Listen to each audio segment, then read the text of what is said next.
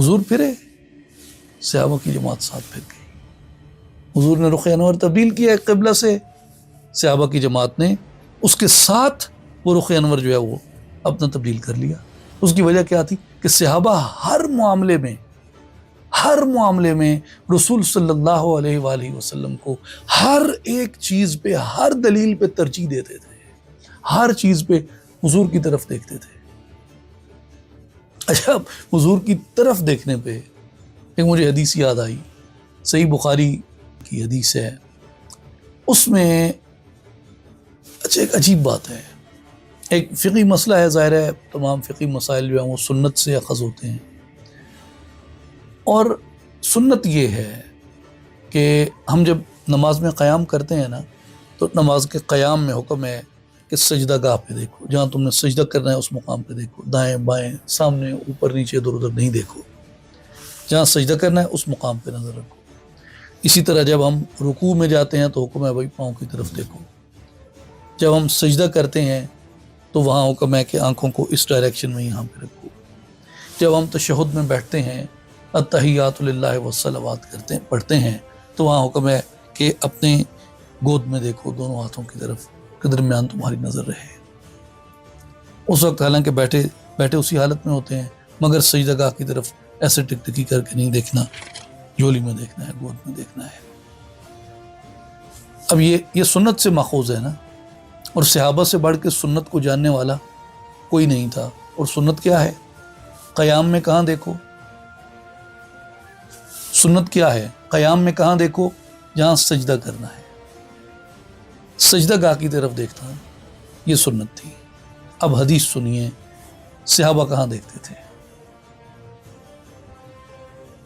صحابہ سے بڑھ کے سنت کا پیرو کوئی نہیں، صحابہ سے بڑھ کے سنت کو جاننے والا کوئی نہیں۔ صحیح بخاری کتاب الاذان کی حدیث مبارک ہے، حضرت عمر بن حفص رضی اللہ تعالیٰ عنہ انہوں نے اسے بیان کیا کہ صحابہ کرام رضوان اللہ علیہم اجمعین میں ہم نے خباب ابن ارد سے پوچھا کہ کیا حضور نبی کریم صلی اللہ علیہ وآلہ وسلم عصر اور ظہر میں قرأت کرتے تھے؟ تو انہوں نے کہا جی ہاں کرتے تھے، یعنی حضور کچھ پڑھتے تھے نماز کے دوران؟ تو انہوں نے فرمایا جی ہاں، حضور علیہ الصلوۃ والسلام نماز کے دوران زبان مبارک سے کچھ پڑھتے تھے، قرأت کرتے تھے۔ انہوں نے کہا کہ بِأَيِّ شَيْءٍ كُنتُمْ تَعْرِفُونَ، کہ تم یعنی صحابہ کرام اسے کہاں سے جانتے تھے، کیسے جانتے تھے کہ حضور کچھ پڑھتے تھے؟ کیونکہ اونچا پڑھتے تو پیچھے تک آواز آتی، پھر تو پوچھنے کی حالت نہیں۔ لیکن اگر کچھ پڑھتے تھے تو تمہارے پاس دلیل کیا ہے کہ حضور علیہ الصلوۃ والسلام پڑھتے تھے؟ انہوں نے فرمایا کہ بِإِضْطِرَابِ لِحْيَتِهِ، ہم نبی کریم علیہ الصلوۃ والسلام کی داڑھی مبارک کی حرکت سے، داڑھی مبارک کے ہلنے سے ہم یہ جان لیتے تھے کہ حضور علیہ الصلوۃ والسلام کچھ پڑھ رہے ہیں۔ اب امام کھڑا ہے، یہ میں عام مثال دے رہا ہوں، امام کھڑا ہے، امام بلند ہے، مقتدی نمازی قیام میں کھڑا ہے، نمازی کو کہاں ہوگا میں کہاں دیکھے؟ سجدہ گاہ کی طرف۔ امام کا سر، چہرہ سجدہ گاہ سے بہت بلند ہے، نمازی کو حکم ہے سجدہ گاہ کی طرف دیکھے۔ اب جو نمازی ہے اسے پوچھا گیا کہ عصر و ظہر کی قرأت تم نے کرتے دیکھا؟ انہوں نے کہا ہاں دیکھا، کیا نشانی ہے؟ انہوں نے کہا سرکار علیہ السلام کی داڑھی مبارک میں حرکت ہوتی تھی، ہلتی تھی، اس سے ہمیں معلوم ہوا۔ اب وہ سجدہ گاہ کو دیکھ رہا ہے یا سرکار کے چہرے کو دیکھ رہا ہے؟ تو صحابہ کرام رضوان اللہ علیہم اجمعین ہر معاملے میں حضور علیہ الصلوۃ والسلام کی طرف دیکھتے تھے، جو حضور کر رہے ہیں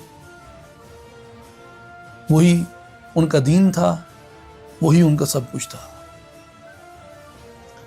تو حضور نبی کریم علیہ الصلوۃ والسلام نے جب اپنا رخ انور مسجد اقصیٰ سے خانہ کعبہ کی طرف کیا، صحابہ کرام رضوان اللہ علیہم اجمعین اس بات پہ معترض نہیں ہوئے، اس بات پہ وہ عقلی دلیلوں کے پیچھے نہیں بھاگے کہ رسول ادھر کیوں جا رہے ہیں بھائی. اگر جا رہے ہیں، دین رسول اللہ کا، نماز لانے والے رسول اللہ ہیں، قبلہ مقرر کرنے والے رسول اللہ. ہمیں کیا معلوم تھا کہ مسجد اقصی کی طرف منہ کر کے نماز پڑھنی؟ ہمیں تو رسول نے کہا کہ مسجد اقصی کی طرف منہ کر کے نماز پڑھنی. اب انہوں نے اپنا چہرہ ادھر کر لیا ہے، سوال کی کیا گنجائش؟ چہرہ پھیرو. تو اطاعت میں انہوں نے اپنا رخ انور پھیر لیا. تو اس لیے یہ خیر اس کی بہت تفصیلات ہو جائیں گی، اور اتنا وقت بھی ہم نے آج اس میں کافی لے لیا. مجھے لگتا ہے کہ آگے کچھ ہمیں اختصار کرنا پڑے گا، لیکن یہ ایک اہم واقعہ ہے تاریخ اسلام کا بھی، اور سیرت النبی صلی اللہ علیہ وآلہ وسلم کا بھی، اور ان لوگوں کا بھی جو ہمارے لیے رول ماڈل ہیں سیرت النبی پہ عمل کرنے کے اعتبار سے، یعنی جماعت صحابہ کرام رضوان اللہ علیہم اجمعین رول ماڈل ہیں ہمارے کہ سیرت پہ انہوں نے کیسے عمل کیا.